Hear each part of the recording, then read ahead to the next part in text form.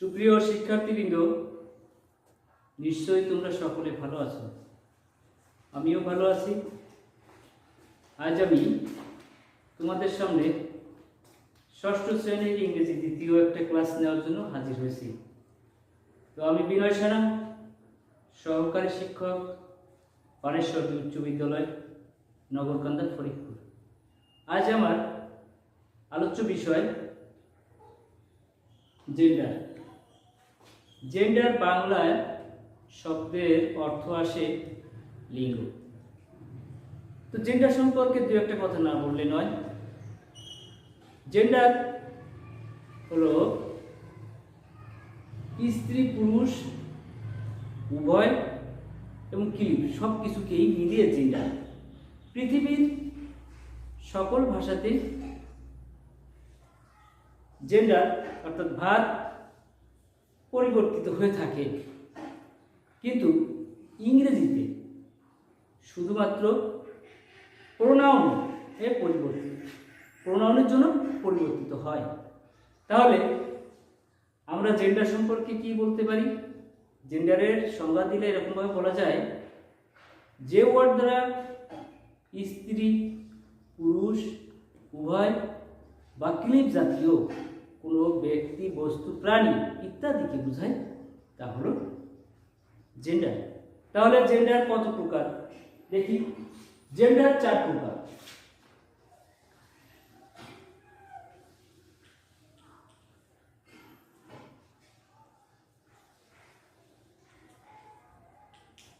Gender 4 প্রকার। প্রথমটা হলো ম্যাসকুলাইন।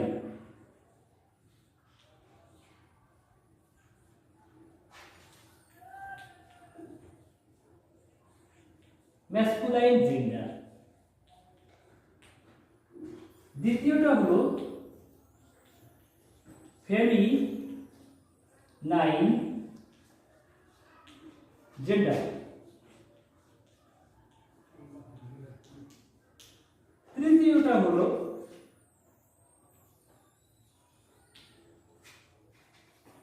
Common gender.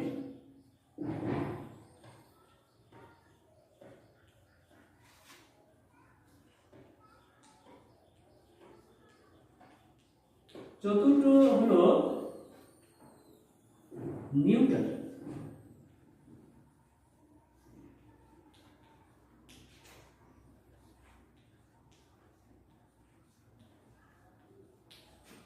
এই জেন্ডার মোট 4 প্রকার দেখতে পাই। প্রথমটা আমরা বলতে পারি যে ম্যাসকুলাইন বাংলা হচ্ছে পুরুষলিঙ্গ, ফেমিনাইন স্ত্রীলিঙ্গ, কমন উভয়লিঙ্গ, নিউট্রাল ক্লিবলিঙ্গ। তাহলে 4 প্রকার আমরা জেন্ডার দেখতে পেলাম। প্রথমটা ম্যাসকুলাইন এর সংজ্ঞা এবং উদাহরণ দেব। তাহলে ম্যাসকুলাইন জেন্ডার কাকে বলে? যে ওয়ার্ড দ্বারা কোনো পুরুষ জাতীয় ব্যক্তি বা প্রাণীকে বোঝায় তা হলো ম্যাসকুলাইন জেন্ডার। ম্যাসকুলাইন জেন্ডারের ভিতরে কি কি পড়ে? বয়, ফাদার,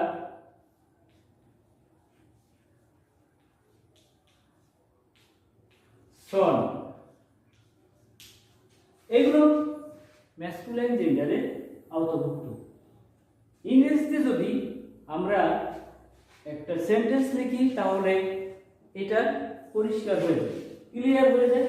তাহলে আমরা দেখি ম্যাসকুলাইন জেন্ডারের উদাহরণস্বরূপ আমরা কি লিখতে পারি?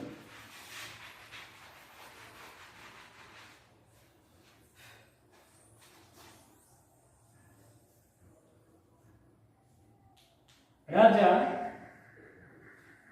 is a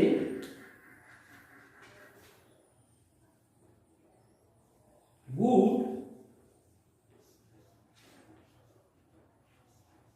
student. এখানে রাজা একটা ভালো ছাত্র। রাজা একটা ভালো ছাত্র। এই রাজা হচ্ছে ম্যাসকুলাইন জেন্ডার, কারণ রাজা পুরুষ, একটা ছেলে বা ব্যক্তির নাম এখানে উপস্থাপন করা হচ্ছে, যার কারণে এটা ম্যাসকুলিন জেন্ডারের ভিতর পড়ে। আরেকটা দিয়ে এরকম বলতে পারি,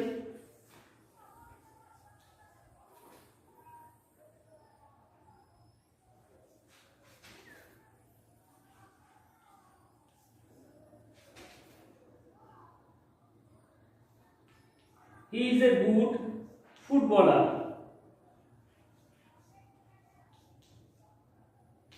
He is a good footballer. এখানে প্রোনাউন হিসেবে হি ব্যবহৃত হয়েছে, কারণ রাজা হচ্ছে ব্যক্তি, নাউন হিসেবে ব্যবহৃত হয়েছে, আর তার প্রোনাউন নামের পরিবর্তে হি ব্যবহৃত হয়েছে, তাহলে এটা পুরুষ লিঙ্গের ভিতরে পড়ে।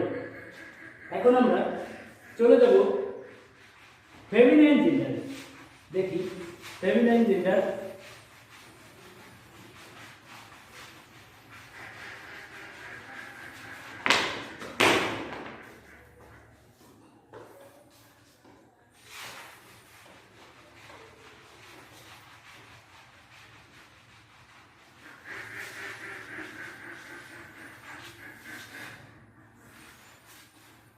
ফেমিনাইন জেন্ডার কাকে বলে? যে নাউন বা প্রোনাউন দ্বারা কোনো স্ত্রী জাতীয় ব্যক্তি বা প্রাণীকে বুঝিয়ে থাকে, তা হলো ফেমিনাইন জেন্ডার। অর্থাৎ স্ত্রীলিঙ্গ জাতীয় কোনো ব্যক্তি বা প্রাণীকে বোঝালে সেটা হচ্ছে ফেমিনাইন জেন্ডার। যেমন গার্ল,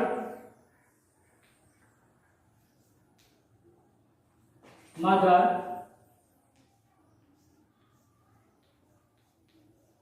গার্ল, মাদার, ডটার।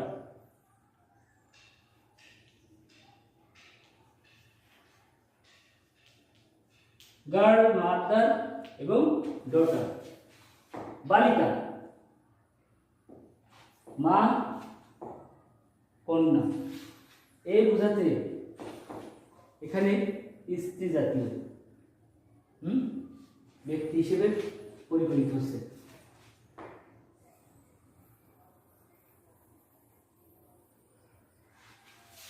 এখন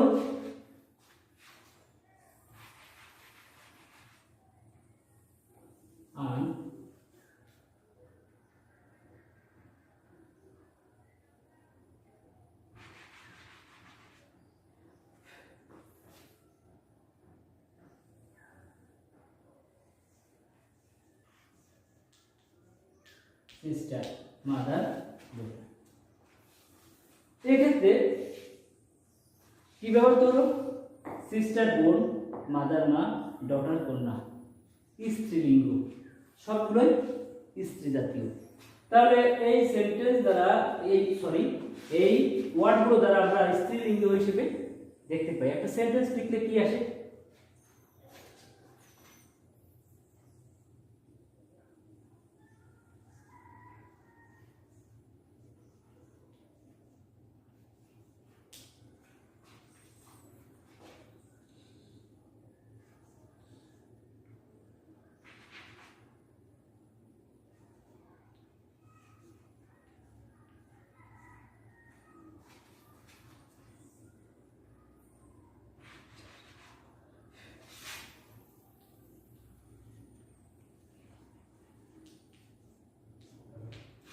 Salma is a teacher.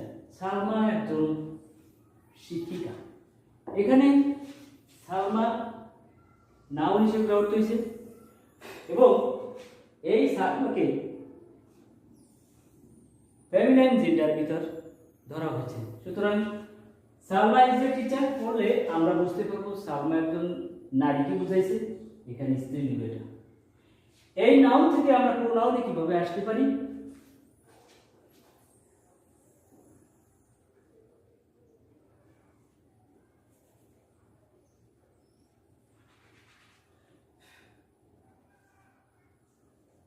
She works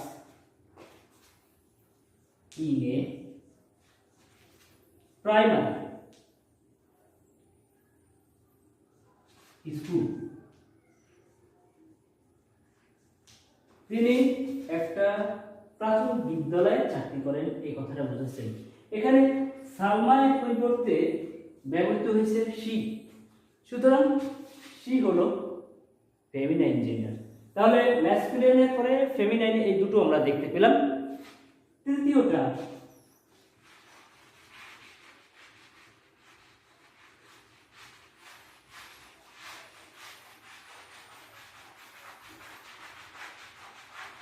তৃতীয়টা হলো কমন জেন্ডার। কমন শব্দের অর্থ উভয়, না স্ত্রী না পুরুষ, উভয়কে বোঝাবে, উভয় লিঙ্গ হিসেবে ব্যবহৃত হবে, তা হলো কমন জেন্ডার। যেমন যে নাউন বা প্রোনাউন অন্তর্গত হয়ে ওয়ার্ডের কাজ অনুযায়ী দেখা যাচ্ছে সেন্টেন্সের মধ্যে ওয়ার্ডের সম্পূর্ণতা প্রকাশ পায়, সেখানে না স্ত্রী না পুরুষ উভয় দিকেই একে নির্দেশ করলে সেটা হচ্ছে কমন জেন্ডার। যেমন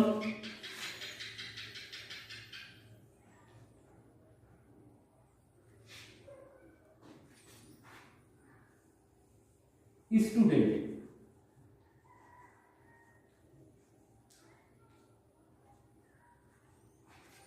বেবি,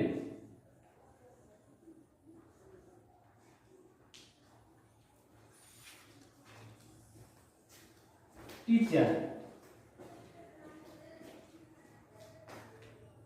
এই ওয়ার্ডগুলো সর্বক্ষেত্রে প্রযোজ্য, তাই এটা কমন জেন্ডার হিসেবে ব্যবহৃত হয়েছে।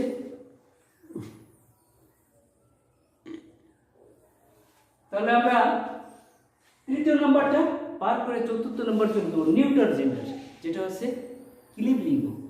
এর একটা উদাহরণ দেওয়ার আগে সংজ্ঞাটা বলতে গেলে এরকমভাবে বলতে পারি, যে ওয়ার্ড দ্বারা কোনো ইতর প্রাণী, ইতর জাতীয় বস্তু বা জড় পদার্থ যাই হোক না কেন, যেটাকে বোঝায় ইতর প্রাণী জাতীয়, ইতর জাতীয় শ্রেণী, ইতর শ্রেণী জাতীয় কোনো বস্তুকে যদি বোঝায় তাহলে সেটা হচ্ছে নিউট্রাল জেন্ডার। যেমন chair, table, bench, chair, table, bench, এগুলো ইতর শ্রেণী, এদের কোনো মানে অনুভূতি বা কোনো কিছু নেই, ইতর জড়, জড় পদার্থ, এক কথায় জড় পদার্থ কোনো কিছু বোঝালে সেগুলো হচ্ছে নিউট্রাল জেন্ডার। শিক্ষার্থীবৃন্দ, আজ আমি তোমাদের সামনে এই জেন্ডার নিয়ে আলোচনা করলাম। তোমরা ভালো করে এটা যদি দেখো আমার ক্লাসটা, তাহলে আরো ভালো বুঝতে পারবে। তোমাদের সুস্থ সুন্দর মঙ্গল কামনা করে আমি এখানে আজকেই বিদায় নিচ্ছি। সকলকে ধন্যবাদ।